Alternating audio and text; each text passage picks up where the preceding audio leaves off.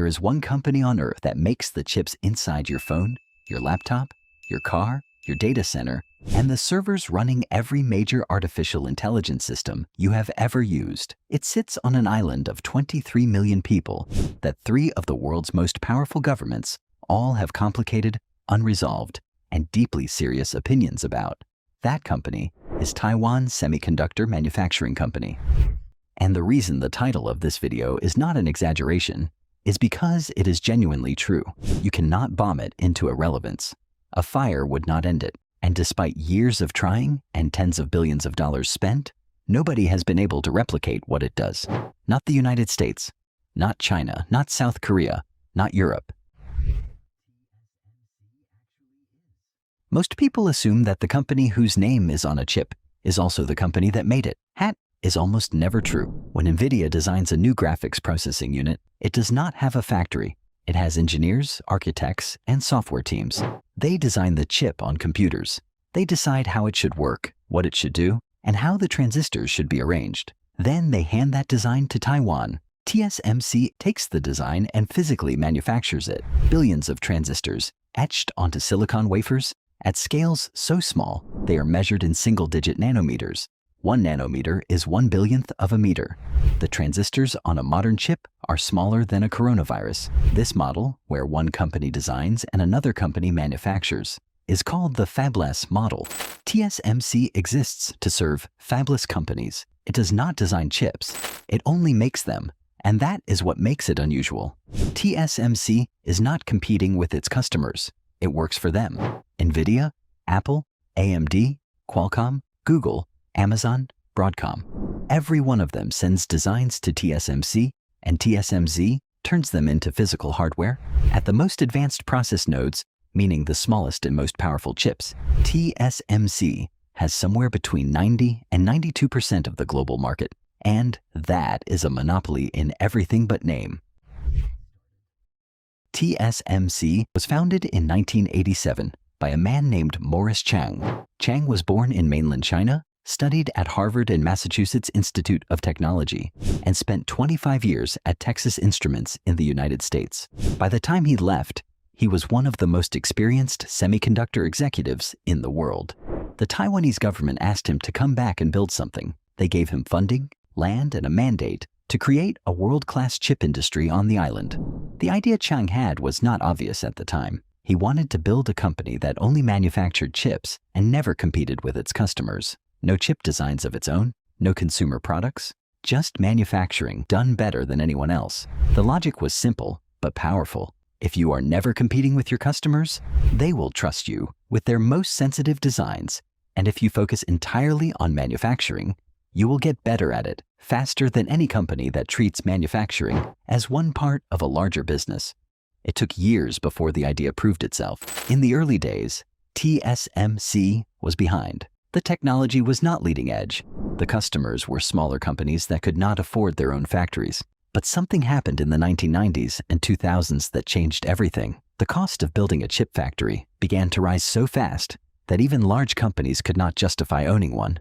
Intel could, Samsung could, but almost nobody else could keep up with the investment required to stay at the leading edge of manufacturing. So they outsourced. And the company best positioned to receive that outsourcing was TSMC. By the time Apple switched its iPhone chips to TSMC in 2014, the relationship between fabless chip design and TSMC manufacturing had become the default model for the entire industry. This is the part most people get wrong when they think about the company. They assume the barrier to replacing it is money. Build enough factories, spend enough billions, and you can catch up. That is not how it works. TSMC has roughly 20,000 suppliers. The chemicals, gases, materials, machines, components, and consumables that go into manufacturing chips at the cutting edge come from a global network that has been built, tested, and refined over 4 decades. You cannot just buy that network. You have to build it. And building it means developing relationships, qualifying vendors, testing materials, and discovering through years of trial and error what actually works at the nanometer scale. Then there is the equipment. The machines that print the smallest features on modern chips are extreme ultraviolet lithography machines. made by a Dutch company called ASML. Each machine costs around $350 million. TSMC has more of these machines than anyone else, and it has had them longer. Operating these machines well is not just about owning them.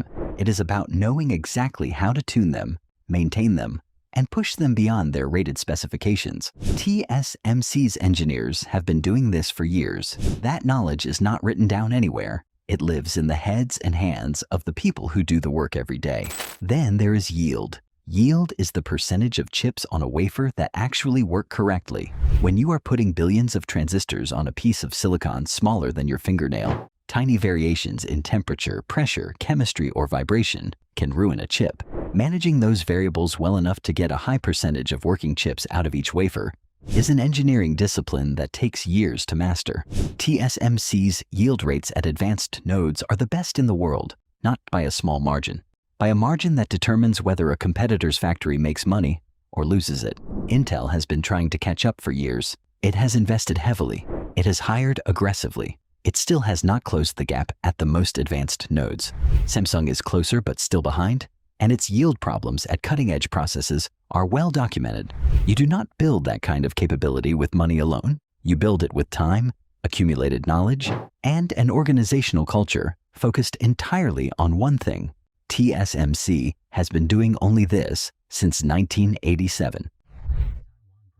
Taiwan is an island about the size of the Netherlands, sitting roughly 180 kilometers off the southeastern coast of mainland China. The Republic of China considers Taiwan part of its territory. Taiwan operates as a self-governing democracy with its own government, military, and institutions.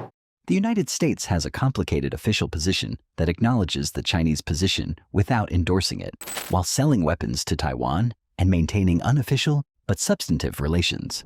This situation has existed in one form or another since 1949. It has never been formally resolved. For most of the past 70 years, TSMC was not part of this equation in any significant way. Taiwan had a technology sector, but nothing that made it uniquely irreplaceable to global civilization. That changed as TSMC became the world's only viable manufacturer of advanced chips. Now, the question of Taiwan's political future and the question of who controls the world's most advanced chip manufacturing are the same question. This is why the term silicon shield gets used. The argument is that Taiwan's control of TSMC is actually a form of protection. No major power can afford to allow TSMC to be destroyed or shut down, which means any military action that threatened the factories would impose costs so large that the calculus changes. The counterargument is that the silicon shield only works as long as all parties believe the cost calculation holds, and calculations change. What is not in dispute is that if TSMC's advanced manufacturing capacity were suddenly removed from the global supply chain, the effects would be felt within months and would last for years. There is no stockpile large enough. There is no alternative ready to take over. The entire global technology industry runs on chips that only one company in one location can produce at the required scale and specification. That is not a comfortable position for the world to be in. The United States government passed the CHIPS and Science Act in 2022, committed roughly $52 billion to incentivize semiconductor manufacturing in the United States. Part of that money went toward convincing TSMC to build factories in Arizona. TSMC agreed. It announced 2 fabs in Phoenix with plans for a third. The first is now producing chips. The second is under construction. This is real. And TSMC is genuinely building advanced manufacturing capacity on American soil. But there are honest limits to what this achieves, and they are worth understanding. The Arizona fabs will produce chips at advanced nodes, but the most advanced work, the bleeding edge that nobody else can do, will remain in Taiwan for the foreseeable future. TSMC has been clear about this, and the reason is practical. The concentration of suppliers, engineers, and infrastructure in Taiwan is simply not reproducible in Arizona on any near-term timeline. There is also a workforce question. Semiconductor manufacturing at the leading edge requires a very specific type of engineer. Taiwan has them in large numbers because the industry has been there for 40 years. The United States is short of them. TSMC has had to bring Taiwanese engineers to Arizona to train local workers, and that process takes years. The cost of producing chips in the United States is also higher than in Taiwan. Land is more expensive. Labor is more expensive. The regulatory environment adds cost and time. This means chips made in Arizona will cost more than chips made in Taiwan, at least for now. None of this means the effort is wrong. Having some advanced manufacturing on American soil is better than having none. It reduces a specific type of risk. It builds capability that did not exist before. But it does not solve the dependency. Not yet. Probably not for a decade or more.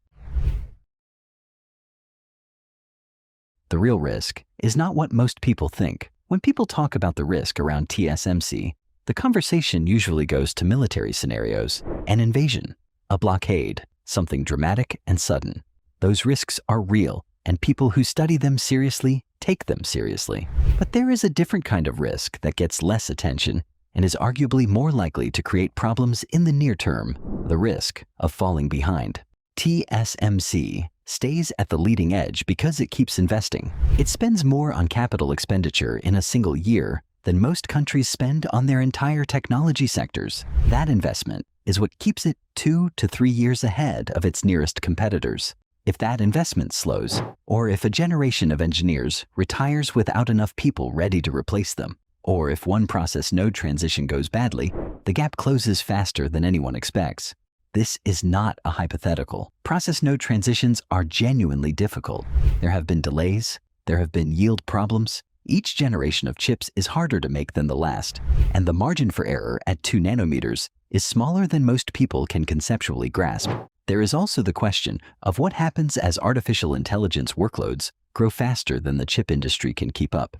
Right now, TSMC is essentially the gatekeeper of how fast artificial intelligence can advance. Every major model, every major accelerator, every new chip architecture eventually has to go through TSMC's factories. The queue is long, the wait times are real. Companies are paying premiums to secure production slots.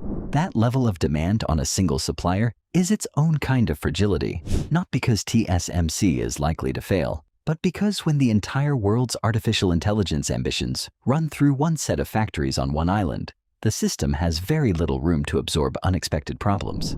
A factory fire, an earthquake, a supply disruption from one of those 20,000 vendors, a single bad batch of a critical chemical.